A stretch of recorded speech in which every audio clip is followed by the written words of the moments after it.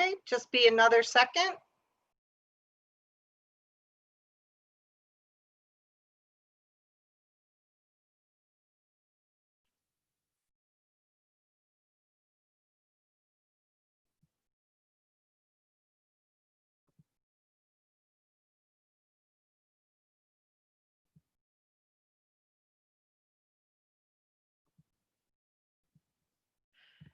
Hi, this is Sally Flashberger from the Board for People with Developmental Disabilities. Welcome to another Living Well Wednesday. I made a mistake earlier and said Living Well Monday, but it's always a Living Well Wednesday. I am the project manager for the Living Well grant, and we're here today with another presentation. Today we're going to be focusing on employment rights and responsibilities and different resources. We are glad to have some experts with us because we are not necessarily the experts in this arena. So today we'll hear from Casey Levinsky. She's a work incentive benefits specialist with Employment Resources, Inc. We also have Patti Carpenter from ERI. She's an employment specialist. We have Monica Murphy from Disability Rights Wisconsin. She's an attorney who specializes in employment law. And then we also have Catherine Burrish. She is one of the participants in our Living Well grant and a self-advocate. So we're gonna first start off just with a little video that talks a little bit about essential workers. And after that, then we'll move right on to Catherine. So Caitlin's going to get that video started for us.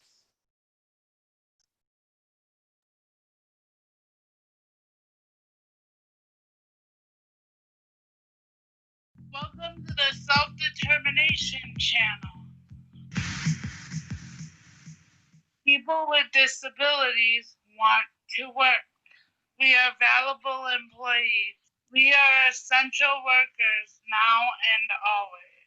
Today, we give a shout out to essential workers with disabilities. Hi everyone, my name is Courtney. I work at Walgreens in Antigo, Wisconsin, and I'm an essential worker.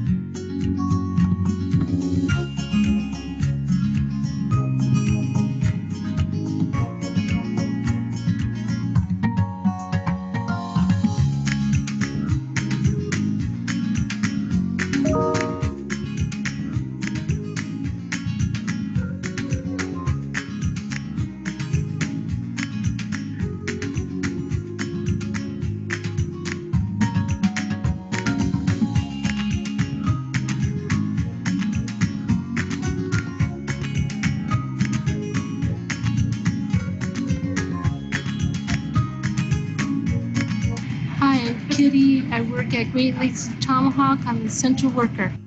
Thank you, essential workers.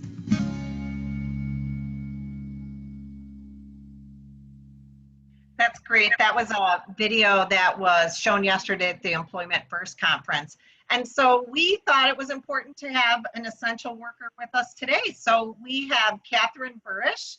She's one of the participants in the Living Well grant. So we're just gonna, I'm gonna ask Catherine some questions about her experience being an essential worker.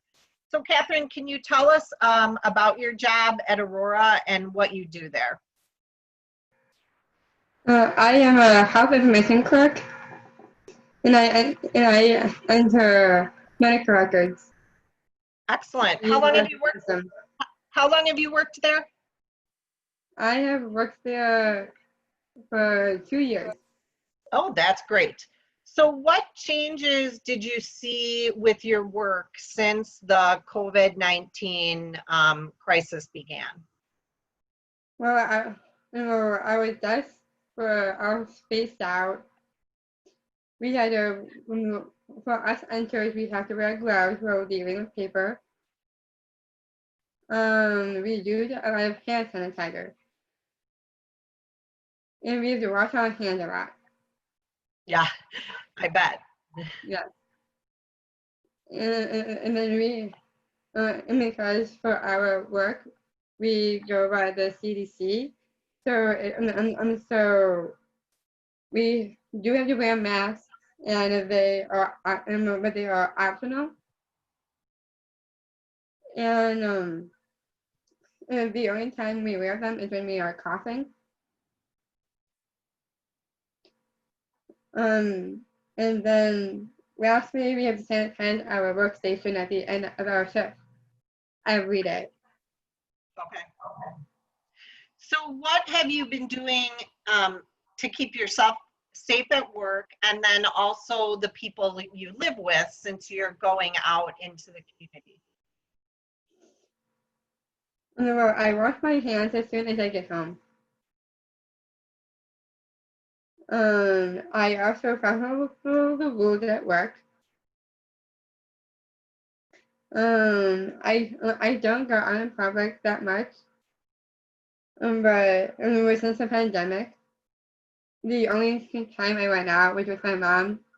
We went to Costco yesterday. And how about, can you tell us a little bit about how your job supports change? So like your job coach and that? And so all my job supports, which are my job coaches, I am virtually FaceTiming them during my lunch break. And so they check in with me and just check in for my day like.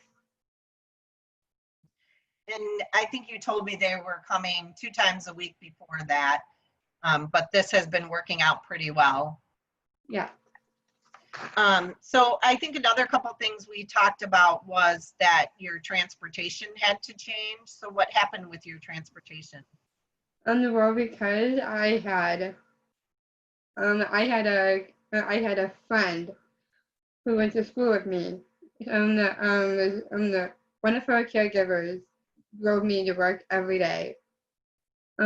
She would drive me to work and then she'd drive me home every day. And so, and then from there, she and then from there, she got another job. And then she got another job.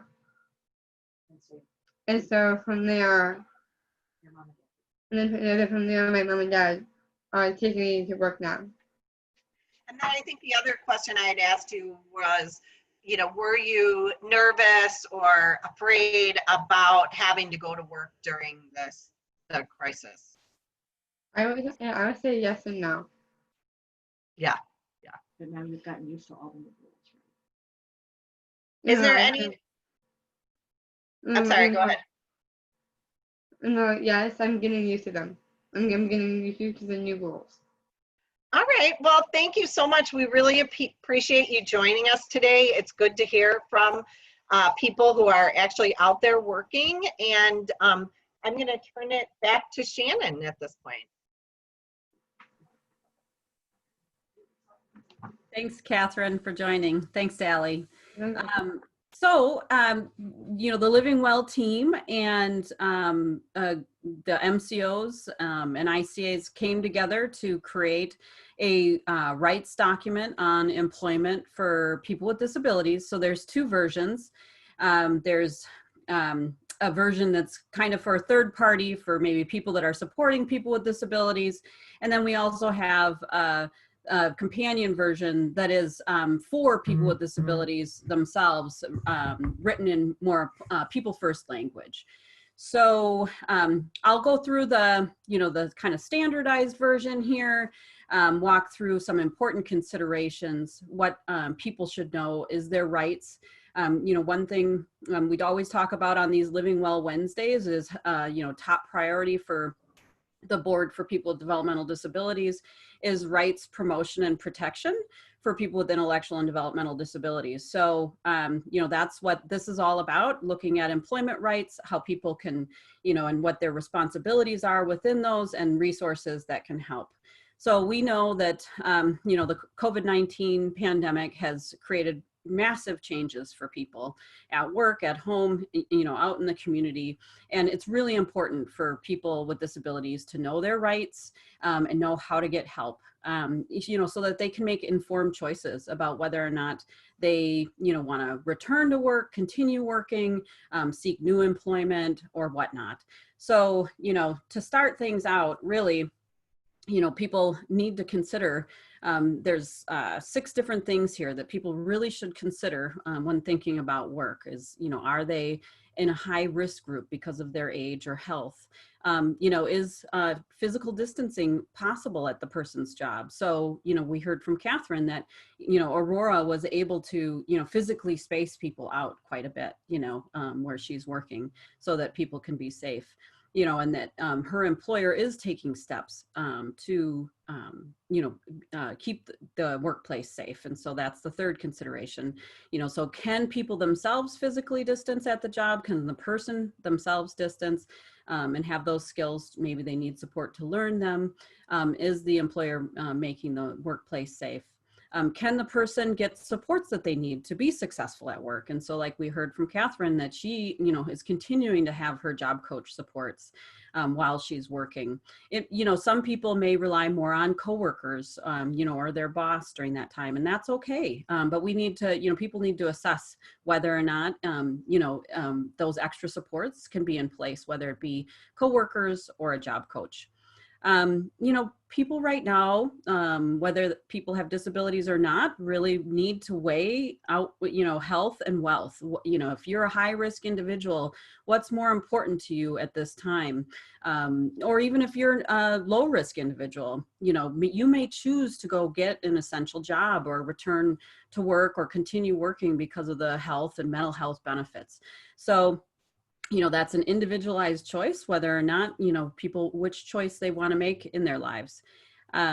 And then, you know, another thing to consider is because employers are going to start asking people to come back, or maybe if they were essential workers, you know, they continued working. Is the person at risk of being terminated if they say, no, I'm not, you know, ready to go back to work at this time?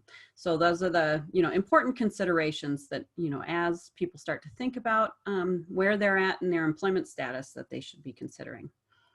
And as Caitlin's scrolling through, so we'll go through some important rights that people with disabilities have during this time around employment. You know, people have the right to go to work and continue to work in an essential job. They have the right to seek out a new job, even a temporary one, during this time, during the pandemic. They have the right to access employment services to find that new job or to continue working during the pandemic. They have the right to get the supports that they need through, you know, remote or virtual job coaching if they need them. They have the right to live in their current home or apartment, even if they choose to go to work in an essential job. So, you know, there has been situations that have come to our attention where residential providers are, you know, trying to impose limitations or restrictions on people's ability to go to their essential jobs. And you know, that is, you know, people have that right to continue working. You know, if people have coworkers that they're friends, they certainly have the right to continue to contact them by phone or the computer. So they shouldn't be restricted in their ability to make contact with people. They have the right to talk with their employer about their options about going back to work, and, you know, if they've been laid off or to, you know, or been allowed to have a leave of absence. I've heard that a lot of employers have been very flexible, and, you know, Patti will talk about that when she talks about the experiences that ERI employment specialists have had with people.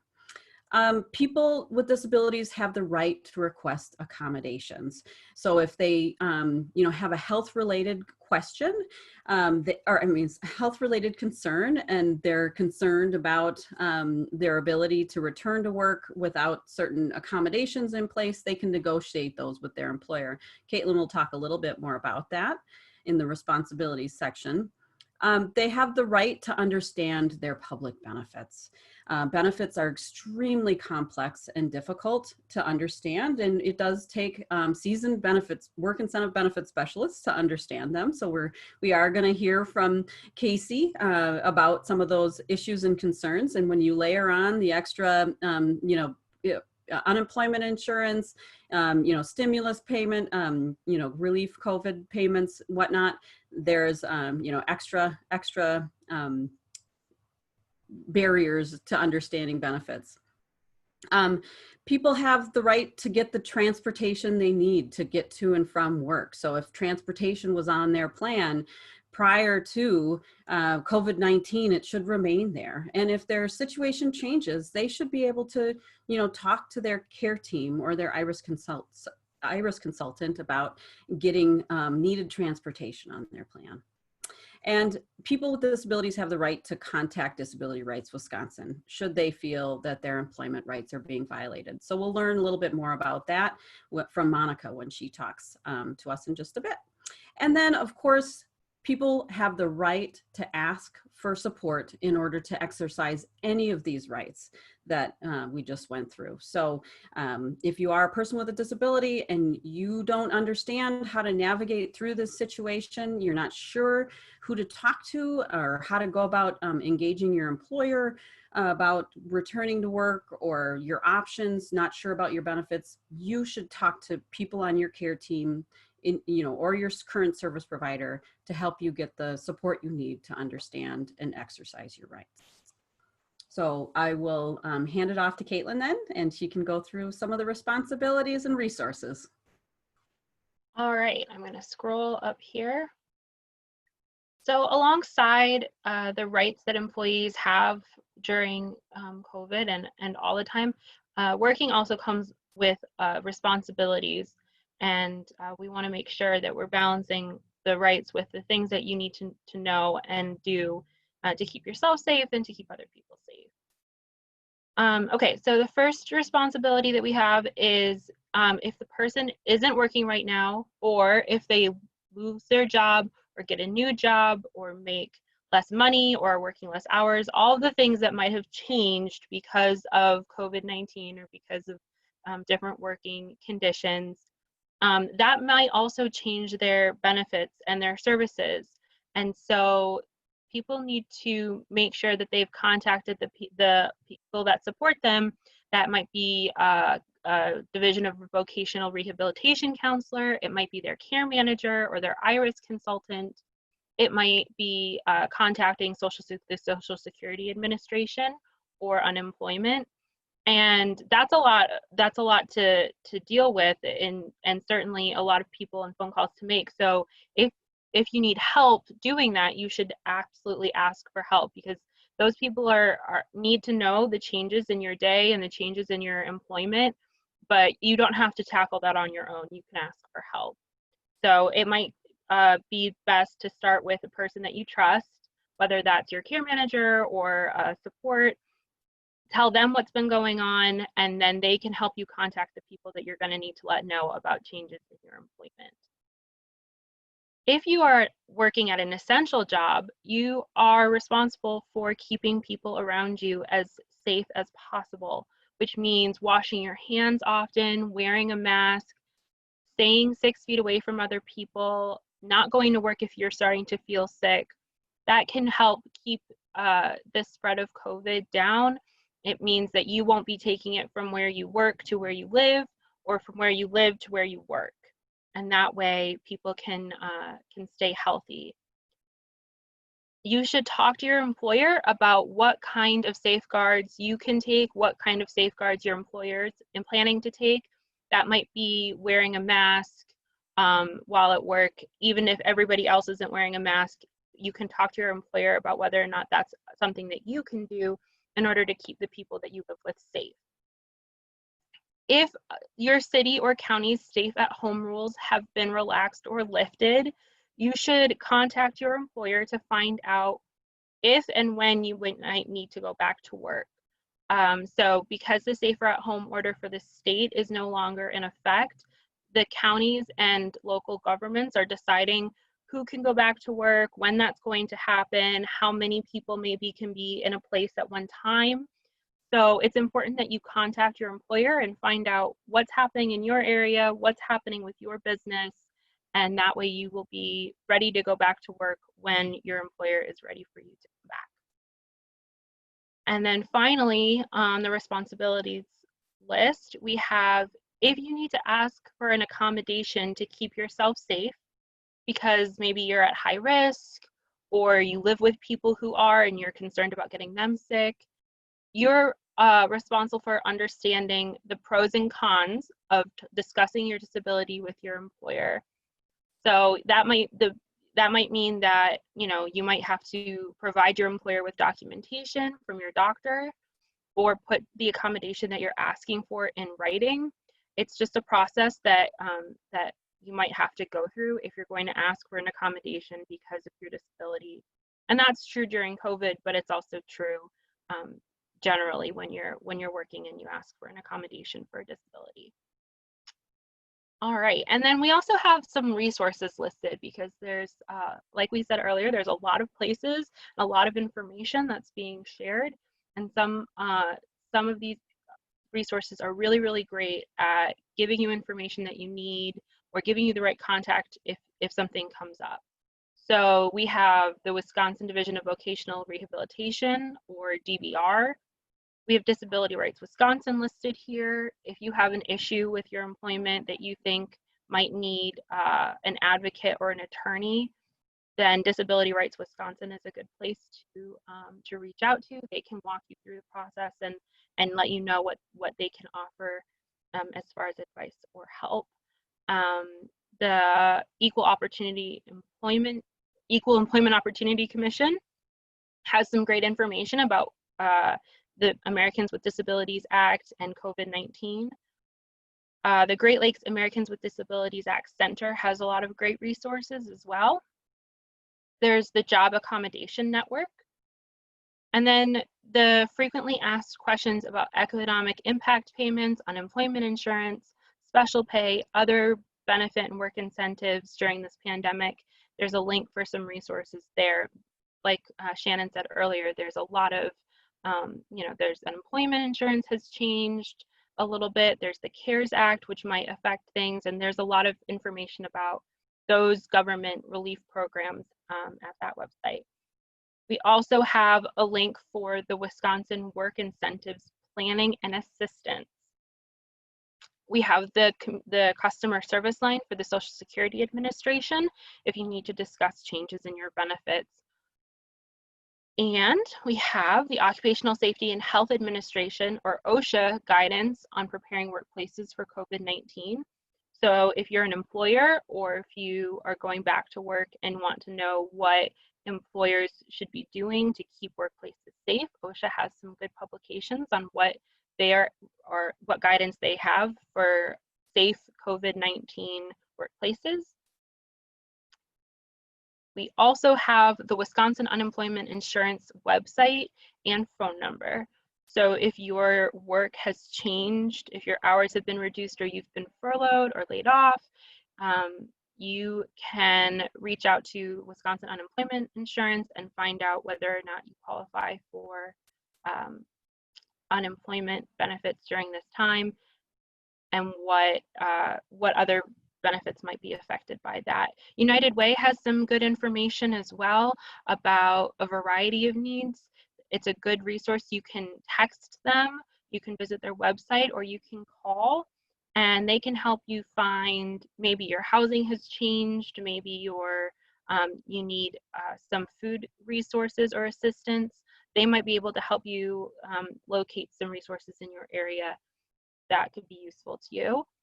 And then we also have the Aging and Disability Resources Center listed here as well. Every county has an Aging and Disability Resource Center. They're going to have good information for your area. So there's a list of their websites and phone numbers at that link. And then if you've recently lost employer-sponsored health coverage, you should reach out and contact Access Wisconsin, and we have the website for that listed here as well. And that will they might be able to help you find out what will change and what you have access to now that your health coverage has changed. All right, those are the resources. So what I'm going to go ahead and do is hand it over to Casey. She's going to talk a little bit more in depth about some of the things that have changed during COVID and answer some questions. Good morning, everybody. My name is Casey, and I am a work incentive benefit specialist here in the state of Wisconsin. And today I would like to talk with you guys a little bit more about some important topics related to benefits that have been popping up more recently as a result of the COVID-19 pandemic. So to start off with, I do want to talk about those economic stimulus payments. So I'm sure you guys have heard a lot about these payments, and they have started rolling out across our state over the last couple of weeks, and they will continue to roll out over the next several months. So these economic stimulus payments are those payments that the federal government authorized in the amount of $1,200 for most people. So I've been getting a lot of questions and concerns about these payments and how it might affect someone's eligibility for their SSI benefits or for their Medicaid health insurance, for example.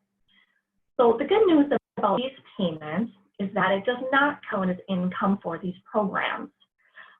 So it will not affect your eligibility for your Social Security cash benefits or for other programs like your Medicaid health insurance or your food share. The other good news about this payment is that it is excluded as a resource for 12 months. Okay, so you don't have to worry about it affecting your resource limits for your Medicaid programs or programs that you might be on. As long as you send that payment down within the next 12 months, you shouldn't see or experience any issues as a result of that extra money coming in. Okay. Then I want to talk with you guys about is unemployment insurance. So for unemployment insurance, there are a lot of rules regarding these programs as it relates to SSI beneficiaries and those who are receiving SSDI benefits. So I want to start by talking about how unemployment insurance works first as it relates to someone who gets an SSI benefit. So in our state, if you receive an SSI benefit and you are eligible for unemployment insurance because your job is ended or perhaps you're not working as much or were furloughed as a result of COVID-19, you are required to apply for unemployment insurance. With this requirement, you will need to complete an application either by going online to the IRS website or you can contact them by phone as well to start that application process. So again, it is something that you are required to apply for if you have SSI and you meet those work requirement rules. Now, I know that this can be a scary thing for a lot of people who get SSI because there's a good possibility that when these payments start, you're going to see your SSI benefits stop. Okay, so the important thing to keep in mind about these unemployment payments is that it's a temporary benefit. So yes, you probably will see your SSI payment stop for a while, but your unemployment income is going to be more than your SSI benefit. And again, these payments are going to be short term. So when someone gets a benefit like this, it causes their SSI to go into a period of suspension. So you're not going to get payments through the SSI program for a while. But as long as you're not getting those unemployment payments for more than a year, we can help you get those payments restarted again through the SSI program if that's something that you're looking at having happen down the road. So if you're finding yourself in a situation like this, please reach out to a benefit specialist. We are here to help you and support you through this and to help you make sure that those payments can get restarted for you again in the future when that does become an option for you. Okay. The The other issue that we're hearing as it relates to those unemployment payments is that because they are more than an SSI payment, people have questions and concerns about those resources. So, right, with the SSI program, you can't have more than $2,000 in your account if you want those payments to start again when unemployment insurance does stop for you. So through benefits counseling, we can talk to you about ways to keep those resources less than $2,000 by exploring options like ABLE accounts or other types of savings programs to help you with that. So we are here to support you with that as well. Okay. Now, in terms of unemployment insurance in our state and SSDI beneficiaries, this is kind of a hot topic in our state right now. Unfortunately, if you have an SSDI benefit, you do not qualify for unemployment in our state. Okay, so there are different work groups that are going on right now to hopefully, you know, change some of those rulings or to develop some type of workaround for that. But currently, for SSDI beneficiaries, you are not eligible for unemployment in our state, so therefore you would not be required to apply for that benefit. Okay. Other questions I've been hearing pop up in our state relate to Medicaid health insurance. There are a lot of concerns that Medicaid health insurance is going to stop for people if their SSI eligibility stops, or if they're not able to pay for their premiums, or perhaps they're not able to meet the work requirements for like the MAP program.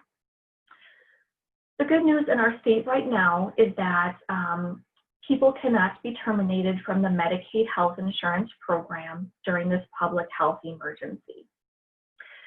So for people who have an SSI benefit, if you're seeing those benefits stop because you're getting unemployment now, you don't have to worry about losing your Medicaid health insurance.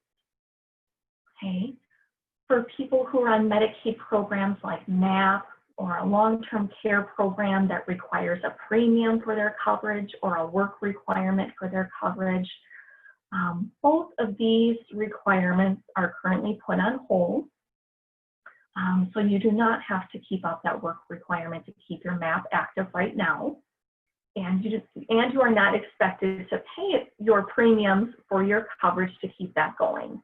So currently all those premiums have been waived for right now during this public health emergency. When that public health emergency is over, the consortium will be sending out letters letting you know when you will be expected to pay those premiums again and complete any related work requirement activity. Okay, so that is good news for our state right now, is that you can keep your health insurance and you don't have to worry about that going away right now. Okay. When it comes to benefits right now, it's really important that you report any changes in your employment status, any changes in your income or your wages to Social Security and the consortium right away. We need to make sure that we're keeping those records up to date with those agencies so that you're not seeing an underpayment of your benefits or an overpayment situation coming down the line. So as Caitlin had mentioned before, it's really important to keep those agencies up to date about your employment status so that your benefits can continue and you don't see any adverse effects as a result of that. Okay. If you need help with your benefits, we have a number of benefit specialists across the state that are more than willing to help you with your questions or concerns. So feel free to reach out to a benefit specialist by getting in touch with your DVR counselor and asking for that service. You can talk with your care manager or your IRS consultant about making a referral for benefit counseling. Otherwise, you can call our Wisconsin WI-BPDD program, that Work Incentive Planning and Assistance Program, for assistance as well. So we are here to help and to support you and to talk about your specific questions and concerns through this COVID-19 pandemic and thereafter. Casey, Do you want to walk through kind of the slides, or would you like me to, just in terms of the resources and for accessing help? Sure, yes, if you could. I'm not sure if I can get that up here. I have it up on screen share right now. Okay, okay. So this was talking about how to get those benefit counseling services. Yep, so the 3 different. So that first line, yeah, yep. So the first line there, if you're working with DVR, you can talk with your DVR counselor about putting that work incentive benefit counseling service on your plan. They can help you get connected with a benefit specialist in your area to provide you with that one-on-one individualized service.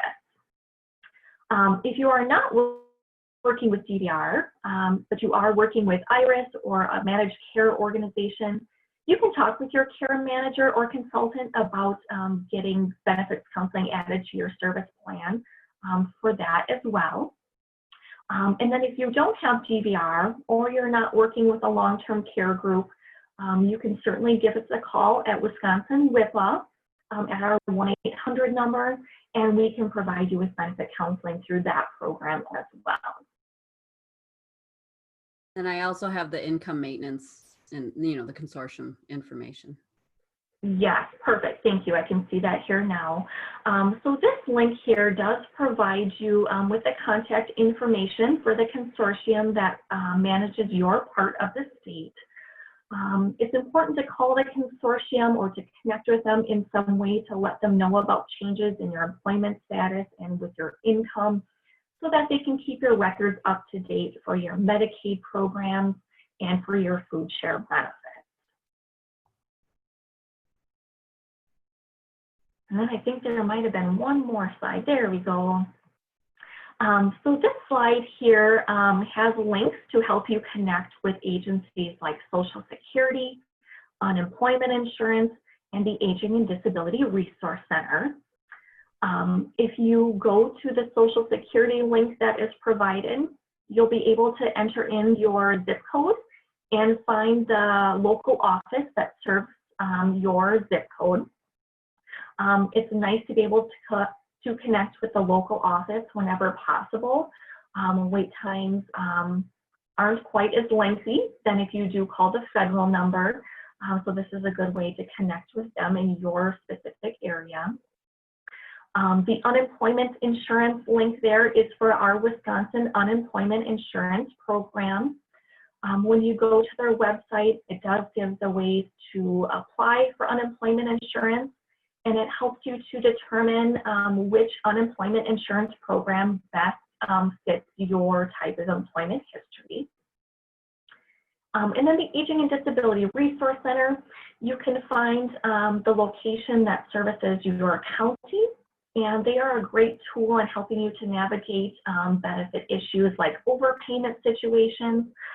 They can help with applying for new benefits if you're finding that you need some extra assistance during this time, in acting as a great overall resource and helping you to access different resources throughout our state. Thank you. You're welcome. All right, so I think we have Patti Carpenter from Employment Resources, Inc., and she'll talk about the kind of what she's been hearing and seeing out there with supporting essential workers and people who are still looking for jobs. Certainly. So as she said, I'm Patti Carpenter. I also work for Employment Resources, also ERI. It also goes by ERI. And basically my job is to help people, provide services for people and support their personal choices if they want to go to work or help them maintain employment too. And there's going to be a lot of situations happening right now during the COVID-19 pandemic that I don't see, but I'm going to share with you some of the things that my colleagues and I have seen throughout the state.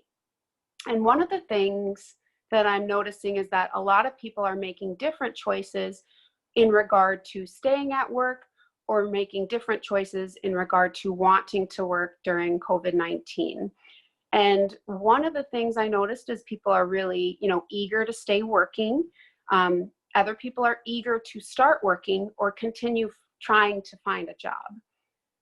Some people don't want to. Some people want to choose to wait to start working until the coronavirus risk calms down. Other people who were working when the coronavirus hit basically have chosen to take a temporary leave of absence from work to protect their health or the health of their family members or loved ones, and also have just chosen to take that leave, and then hopefully we'll have that option to come back to work. And when I say hopefully have that option to come back to work, we've seen a lot of flexibility with employers in respecting people's choice to choose to leave. I have noticed several employers that I work with, being okay with people taking time away from work and being okay with them coming back when they feel more comfortable. I've also seen people that work for businesses that were considered non-essential. Those people have been laid off due to that business closing.